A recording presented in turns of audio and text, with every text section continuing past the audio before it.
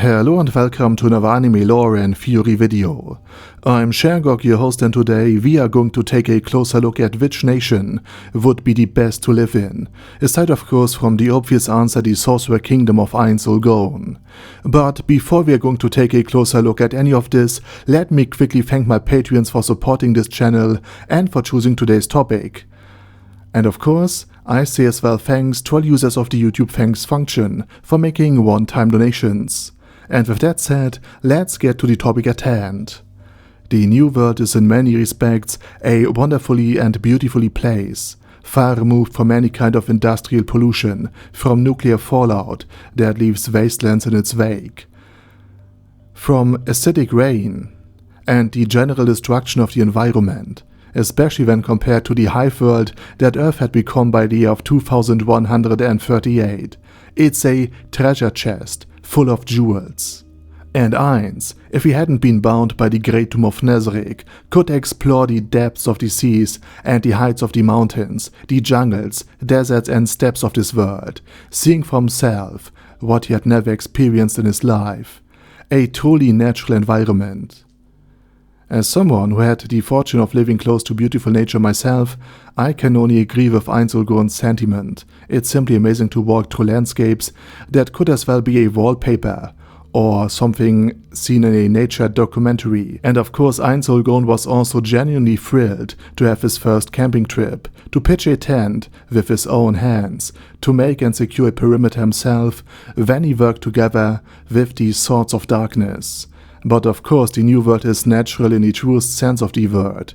While we humans have managed to isolate ourselves from the most natural dangers and dominate our environment, much of humanity in the New World is exposed to dangers we no longer truly understand. Predators and predation. Creatures that don't see us as equals or as members of a society. They don't seek to exploit us for our own knowledge or labor for their own purposes. They see in us nothing of value, nothing on equal footing. To them, the only interesting thing about our minds are perhaps the texture and flavor. They see us as prey and nothing else. We are beings that must die so that they can live. And such an invasion of predators is what the Dragon Kingdom under Draudilon Auriculus, a descendant of the mighty Dragon Lord, Brightness Dragon Lord of the New World, is currently facing. Her realm has become nothing but prey for the Beastman Kingdom.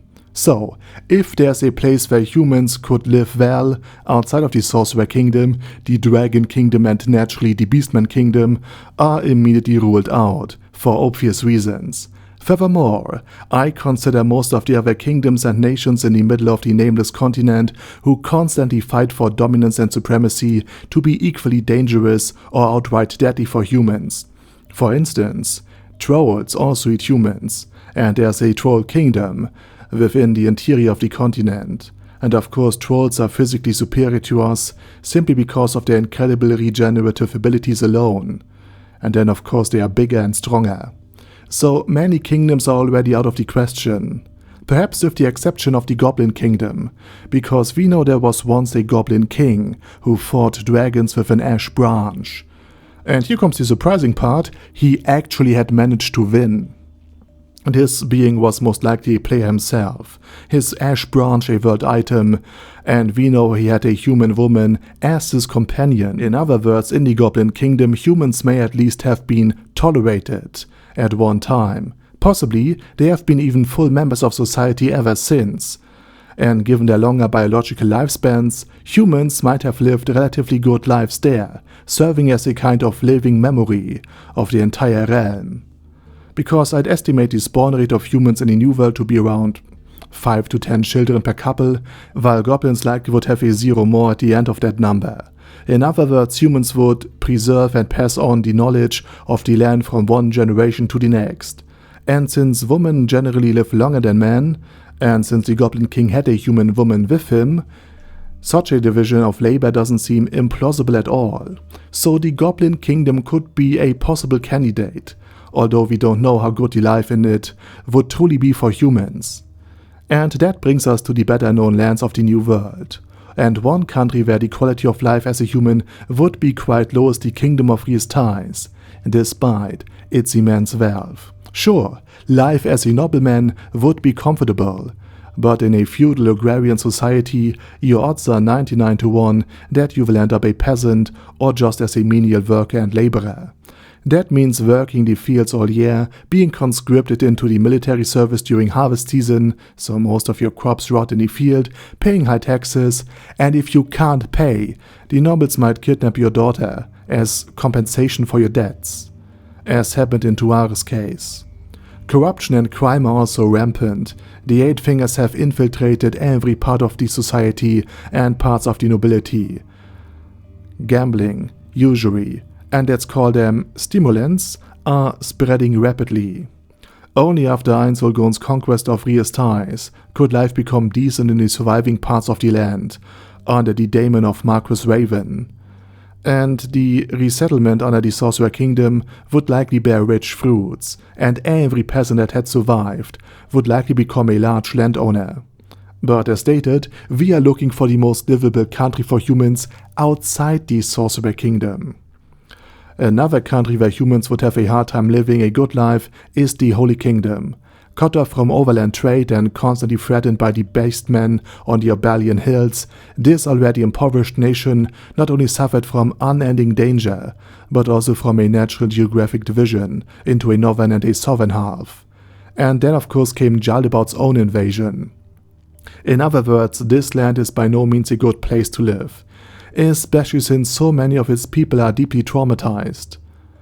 And traumatized in the sense that Nea could sway them to the cult of the undead, worshipping Einsulgon as the personification of justice because so many people were traumatized that they reached a critical mass.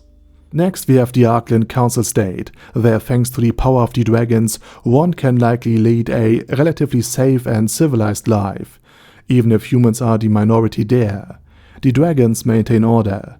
Each species has its own representative, and anyone who wishes to live in a truly multicultural realm, with lizardmen, cat people, bird people, and so on and so forth, would find himself quite at home here.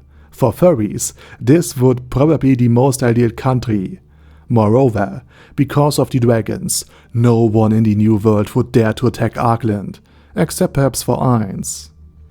A poorer version of this kind of state would be the loose confederation of the city-states known as Carnazos. This alliance is internally divided, because each of the cities help one another only reluctantly, and their borders are constantly under threat, among others from a mysterious equestrian lord. So either they are facing Mongol-like creatures, Centaur tribes perhaps, as a direct enemy, or powerful mounted hosts that pose a serious threat to the alliance's borders, or alternatively, some sort of warlord with a third leg who simply doesn't like them. In other words, the city-state alliance is not particularly pleasant or safe to live in, and it is also internally split. Humans are the minority there, but they are perhaps the biggest ethnic group, and there are many other, not necessarily kind species that also call the Carnazos city-state alliance their home. So it is a brittle piece at best. The Quagoa were primitive hordes that only became settled under Periuru, and the dwarves were on the brink of extinction until Einsulgon and his undead labor force saved them. But now, with access to food from the Sorcerer Kingdom and an expanding ore production industry, nothing stands in the way of reconstruction. So while the Dwarven Kingdom is economically promising and will likely return to old glory, it is entirely underground, and therefore not a good place for humans to live. Next on we have the Theocracy of Slane, and this state has survived every imaginable catastrophe. It possesses the strongest human military and is internally unified through the 6 sects devoted to the 6 players of Slane, who are now revered as gods. The economy, especially agriculture, is supported by magical rituals, and to a limited extent, Slane may even have mastered climate control, considering that control weather is a 6-tier spell, and that the Theocracy can imply up to 7-tier magic through the Crown of Wisdom, won by the Miku priestesses. On top of that, they are godkins, who wield magic on entirely different levels, and thus provide immense benefit to the nation as a whole. We also know that Khajiit in his youth could go out alone and play, meaning the internal security is high enough that even children can wander the countryside unsupervised. This also implies that the workload is low enough and that the general prosperity is high enough that children don't have to work constantly, which in the New World is a huge plus. We furthermore know that the priest who performed the autopsy of Khajiit's mother understood that she had died from a blood clot in her brain, which means medicine is free and of high quality, even for the children of simple peasants. And later Khajiit went on to study magic, which shows that social mobility exists. One can rise from peasant child to magic caster and thereby earn a good living, unless one aspires to become a undead elder lich, to create an endless stream of research to eventually find the one spell that would bring back one's own mother. Again, hypothetically speaking. So the Theocracy of Slane would be already a great country to live for the average human in this new world. However, the best country in the new world to live for humans, outside of the Sorcerer Kingdom, would undoubtedly be the Baharuth Empire. Even before it was annexed by Ainz, it was already a rising nation, the economy was growing, the people were optimistic, the streets were safe, and the legions of Baharuth were so effective at fighting monsters that adventurers were becoming increasingly unnecessary and obsolete.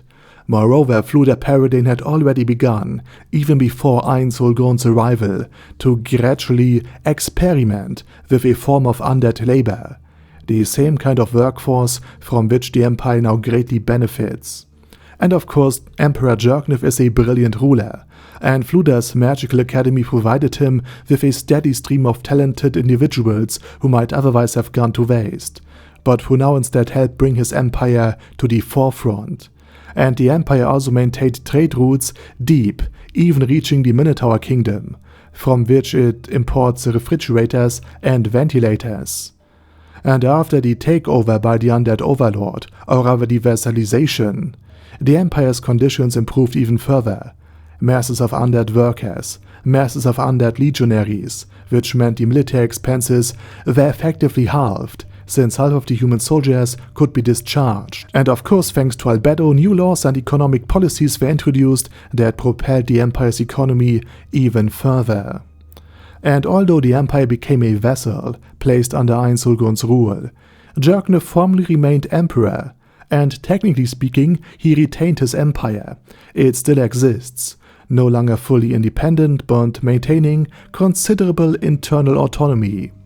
In addition, it benefits from legal assistance from the Sorcerer Kingdom, where, with the aid of truth magic, guilt and innocence can be judged reliably. Therefore, the Baharuth Empire is the best place in the New World for humans who wish to live in prosperity and safety, while still enjoying a certain degree of autonomy, and a certain degree of benefits stemming directly from the undead empire that Ainz Ulgon is now building. And with that said, now it's your turn. What do you think would be the best country that you would choose to live in the New World? Let me know it down in the comment section. And while you type, I say thank you very much for watching, thanks to all of my Patreon members for choosing today's topic, and as usual, I say my special thanks to Arder Daddy Arder, ASK, Bad Gaye, Bad Burrito 316, Beezer, Ben C, Brandon S, Brandon D, Brodo, Chrissy, Crowley0221, Sia, Crystal Prime, Dead Slime, Death is Mercy, Deathless Dragonlord, Demon Xenomorph 1987, Devin Downen, Ding Dong, Dinpep, Dragonlord Placido Saxophone, Duckwagon, Dunkler Krieger, Dystopia, Dystopia II, Enigmatic Unicorn, Feral Shivan, Guy with That Head, Hector Marino, Hoss, Huster, Jacob G, Jana B, Jason, J. Morris, Chromius, Kyle R, Lee K. Long, Legendarius, Lelouch wie Britannia with a Mustache, Lexus Fox, Lord Nishikian Rai, Lord Touch Me, Loverazor, Merovec, Mr. Shoes, Mr. Tweaker, Michael R, Michael Y, Nope, oh hell no, Normal Toad, Oh Kill, Overlord General Gasper, Paddy Pantom, Personage, Ruru, Primus 11, Rhinomere, Kyone Karakos P, Shergox's Daddy, Shadow Lightning Wolf, Shrine Keeper, Sir Axolotl, Super Tier Magic Batista Bomb, Supreme Cheese, Staris, Ted, Texas Deer, The Orc Warboss, Rocket Smasher, T.E. Wang, The Shockeye, Vegito 27, Venture Fanatic, Wilhelm, Zinukai, and Zonagon. Thanks guys. Anyway, have a nice day, and I see you soon on my next video.